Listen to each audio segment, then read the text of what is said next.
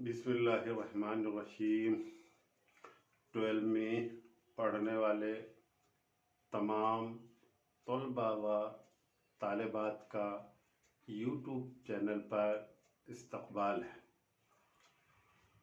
آج میں آپ کو چھٹا سبق اشاریہ نمبر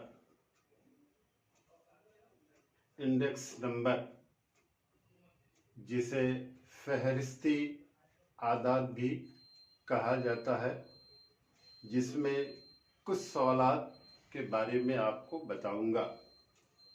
آج میں پہلا سوال اشاریہ نمبر کیا ہے اس کے بارے میں بتاؤں گا۔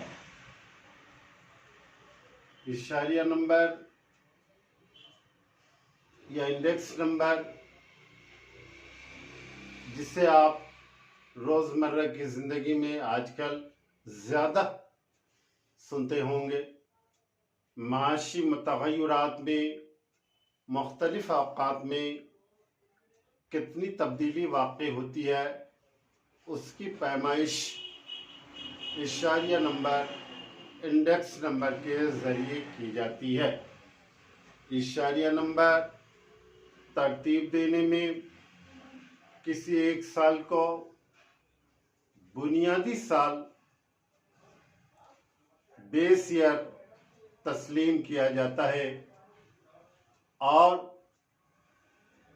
دیگر سالوں کی قیمتوں، مقداروں یا قدروں کا موازنہ کیا جاتا ہے۔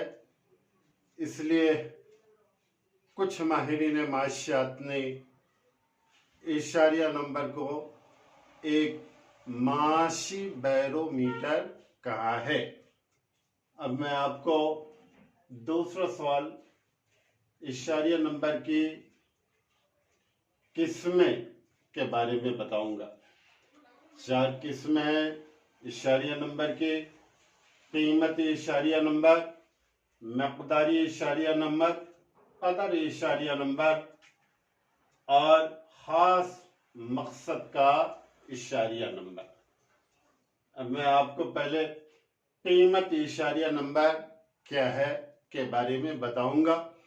قیمتی اشاریہ نمبر کے ذریعے مختلف اوقات میں کسی اشیاء کی قیمتوں میں تبدیلیوں کی پیمائش کی جاتی ہے۔ دوسرا ہے مقداری اشاریہ نمبر۔ مقداری اشاریہ نمبر کے ذریعے مختلف سالوں میں پیداوار کی مقدار میں تبدیلیوں کی معلومات حاصل کی جاتی ہے، جیسے زرعی پیداوار کی معلومات، صنعتی پیداوار کی معلومات۔ تیسرا ہے قدر اشاریہ نمبر۔ قدر اشاریہ نمبر کے ذریعے مختلف سالوں میں کسی اشیاء کی قدر میں، ویلو میں اضافہ یا کمی کی معلومات حاصل ہوتی ہے۔ کئی سالوں میں کسی اشیاء کی قدر بہت زیادہ بڑھتی ہے تو کئی سالوں میں کسی اشیاء کی قدر میں کمی آ جاتی ہے، جس کی معلومات قدر اشاریہ نمبر کے ذریعے حاصل کی جاتی ہے۔ چوتھی قسم ہے خاص مقصد اشاریہ نمبر۔ کسی خاص مقصد کو پیش نظر رکھ کر اشاریہ نمبر تشکیل دی جاتی ہے تو اسے خاص مقصد اشاریہ نمبر کہتے ہیں، جیسے درآمدات و برآمدات کی معلومات، شیئر بازار میں مختلف شیئر کی قیمتوں میں اضافہ و کمی کی معلومات، یا اس کے علاوہ بھی دیگر شعبے کی معلومات حاصل کرنے کے لیے مختلف اوقات میں اشاریہ نمبر ترتیب دی جاتی ہے۔ یہ آج میں آپ کو چند سوالوں کے پیش نظر بتانے کی کوشش کیا ہوں۔ مجھے امید ہے کہ آپ اسے سمجھے ہوں گے۔